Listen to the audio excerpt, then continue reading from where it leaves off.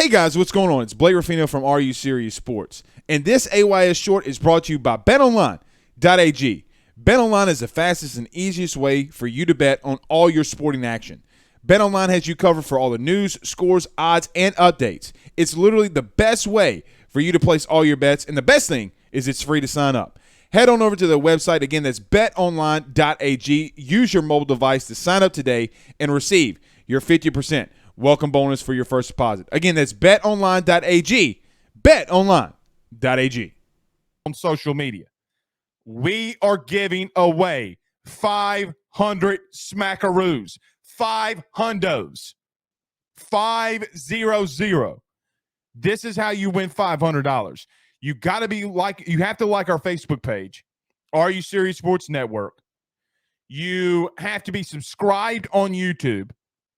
And you have to go over to Apple Podcast and rate, subscribe, and review. The review tells us that you've done that. So leave a review on Apple Podcast. Guys, $500. $500,000 up in this fee. $500 is a lot of cheese. 500 is a lot of cheese. We're trying. So let me tell you my goal very quickly for this. I want to get to 10,000 followers on Facebook, 200 reviews on Apple Podcast. Hiya! Y'all see that mosquito right there, boy?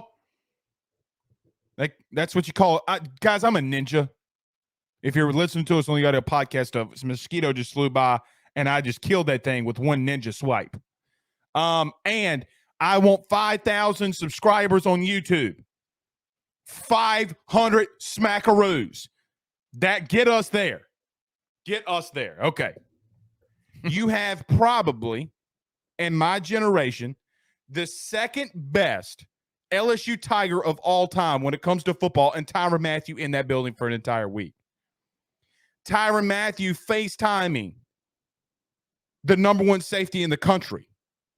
Tyrann Mathieu doing a favor, probably, I would assume, for guys like Frank Wilson, who took a shot on him so many years ago, guys that he's been around, like Matt House, to say, hey, Tyrann, make your stamp here.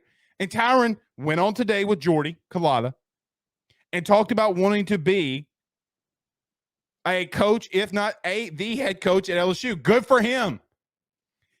Tyrann's playing his part. But Brian Kelly allowing that access and allowing him to come in and do that is humongous. So what I've seen from Cincinnati a lot too, and from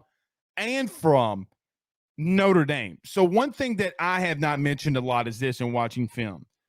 Brian Kelly likes to hit a lot of quick dink and dunk passing in the beginning of a game. Get the quarterback in a rhythm. And then all of a sudden, once you get halfway through the first quarter, once you get midway through the second, they start opening that biatch up. And when I'm talking about opening up, I'm talking about legit NFL concepts from the wide receiver group. It's not just slants, hitches. I mean, they're doing rub routes, RPOs. That Stanford game was immaculately called and schemed up by Brian Kelly. Immaculate. Beautiful. I could make the argument that if you watch that Alabama game versus Cincinnati, there were multiple times that Mike Denbrock knew that he did not have the athletes that Alabama possessed. And he out-schemed Nick Saban and Pete Golden to a chance where if you have Chris Hilton, if you have Malik Neighbors, if you have Brian Thomas, if you have Kayshon Boutte, for crying out damn loud, if you have that, guys, ball game. YouTube says Greg Brooks and Joe Fouché should have been Tigers after high school. I can't disagree with that, the way that they've looked. And they look, here's my opinion on all this, and my opinion on Greg Fouché or Joe Fouché and Greg Brooks. If a player inside the state of Louisiana is good enough to go and play for another team in the SEC, why is he not on your team? Think about that for a second. Guys, it could be Vanderbilt.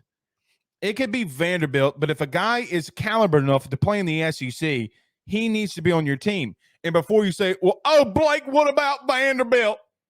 They're Rudy Poo. Blake, Vanderbilt is Rudy Poo. 2 words. Jack Besh. It seems as if majority of spring practice, even more than when we saw with Orgeron, there's more, number one, attention to detail. And it's something I'm going to ask Mike about about practice. It seems as if we're seeing them work on fundamentals a lot more, especially tackling. Like, guys, they're doing so many fundamental drills. It's insane. I know that's how spring should be going, and that's how spring always should be going. But I think it's just very interesting to me to see how much attention to detail and just how much they're working on the fundamentals. I got to meet him. I was actually going up to meet with Coach House, and I'm walking by. I'm like, hold on, that's the honey badger right there. So I had to stop in. I had to stop in, at least introduce myself.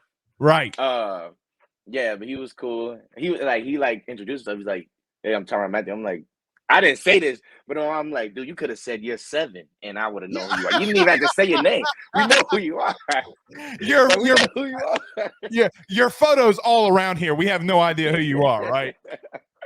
Yeah. But yeah, so he actually spoke with the team today, and one thing that I really locked in on when he was speaking was throughout his time in Kansas City, he talked about how Coach House would do. He would give their breakdown of teams. I think he said it was first and second down. And so Tyrann Mathieu was talking about how he had I think it was 10, 11, 12, 13 picks. And the majority of them came on first and second down. And he said all that came from, sitting up front in those meetings with Coach House, breaking down, the teams they're going to face. And just hearing that, it just made me even more in tune to let me get every bit of information I can get, out of this coach, because the best of the best are getting it even to a more in-depth amount. First and second down of huge parts of the game, but he still got third. Everybody thinks third is money down. Money down, right. But if they're taking that information, that serious, that important, man, I can't miss any aspect of it. I got to try to get everything. Even when Coach House, hey, there's a whole nother level I could take it to.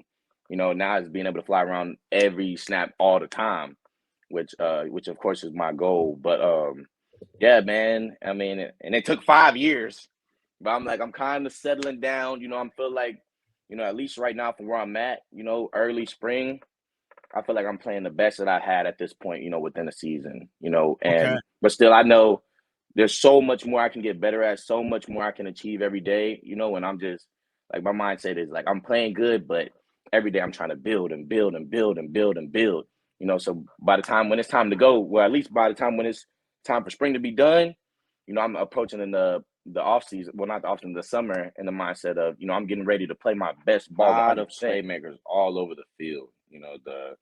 The competition battles are crazy because we are super talented in literally all aspects of the game, especially on the offensive side. But for me, just watching the way he plays, I'm not gonna lie, it's pretty fun to watch. Even though he's I gotta stop him.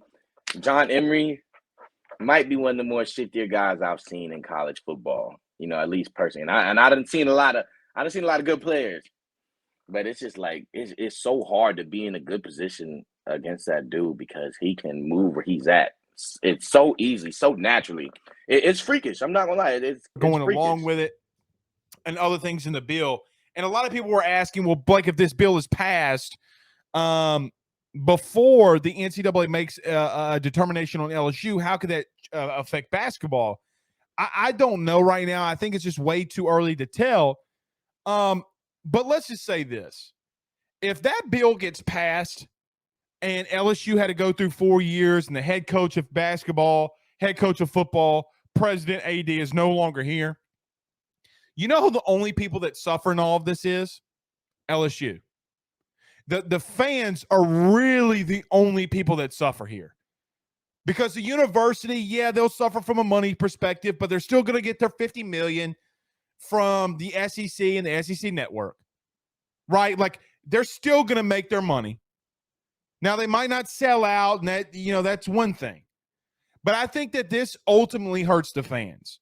Now, I'm not lobbying for LSU to not have any penalty, because I do believe that you have to face some kind of penalty here, just because of everything Will Wade did. Now, I don't want LSU to suffer any scholarship reductions or postseason ban, but if we're calling a spade, we have to say that LSU, if everybody else is going to face penalties, I think LSU should as well. Now, I want to, and I'm probably going to have to clip this because I want everybody to understand this.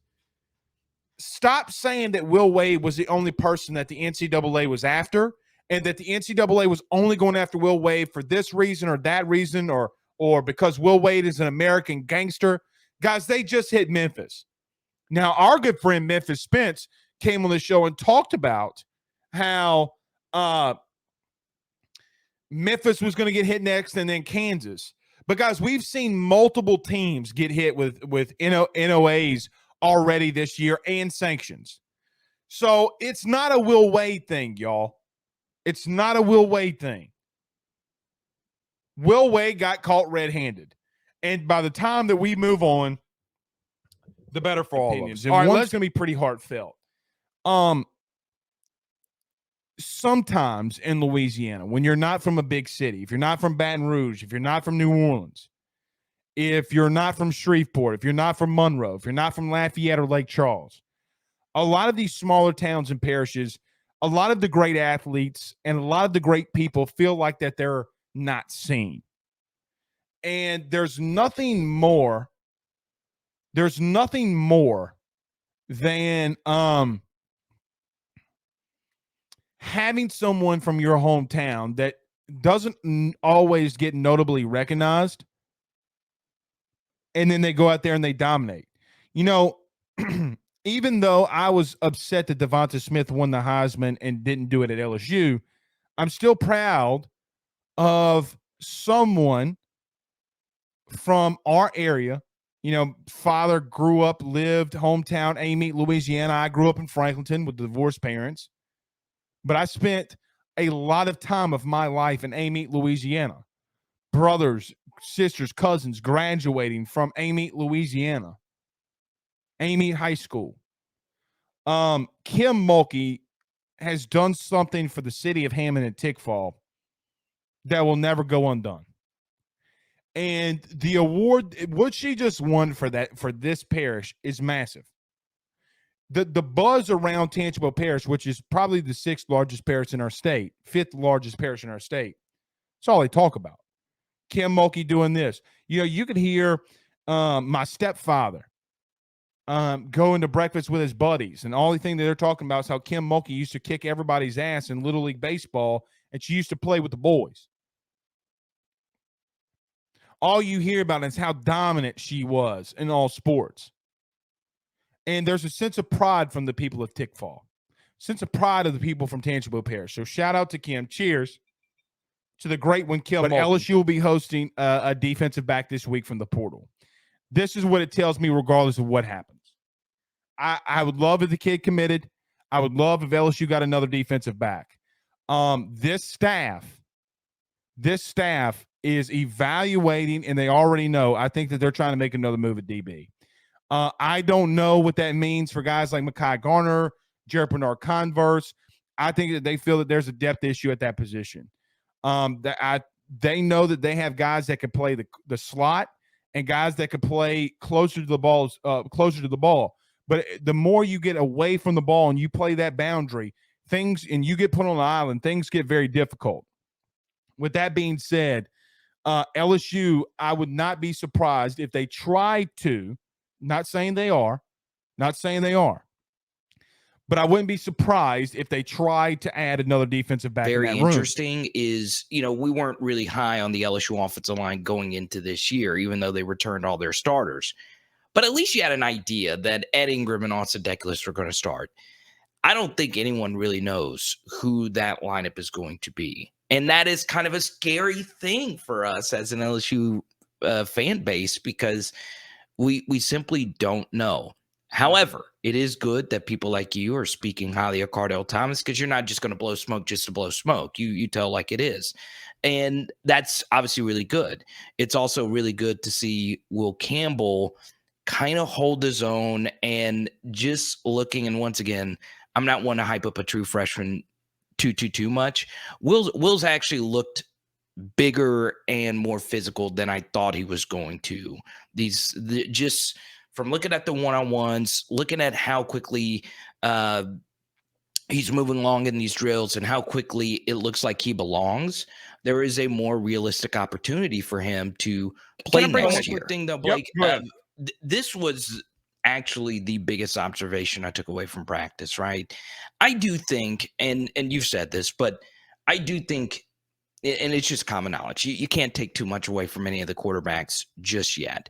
I do think you can take something away from when they actually play the spring game, because that does give you a full month of sample, and everyone would have practiced the near exact amount of reps. So I think not until then you can really, of course, get a true evaluation.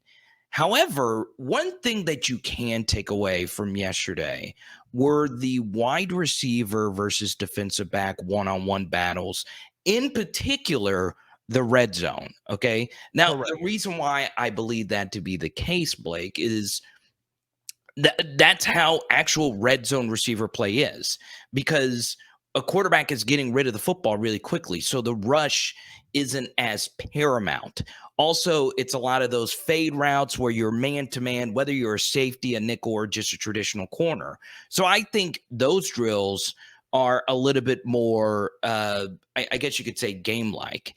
And to me, the biggest takeaway from just that section, just me watching those videos, Blake, was Malik Neighbors, right? So here's what I think could be happening right now, right?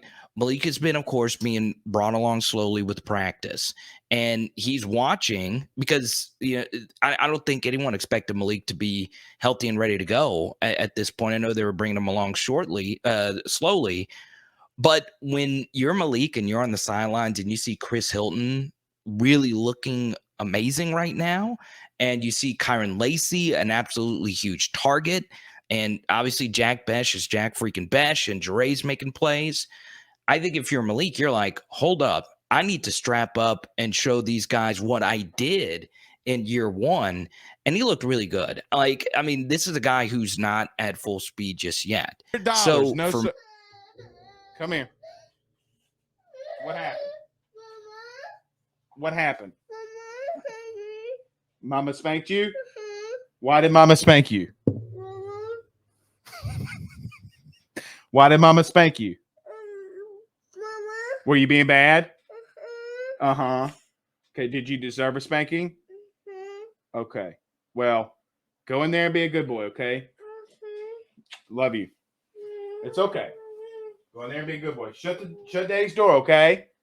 Love you. Sounds like Ben, that's my son, just got his little rear end popped.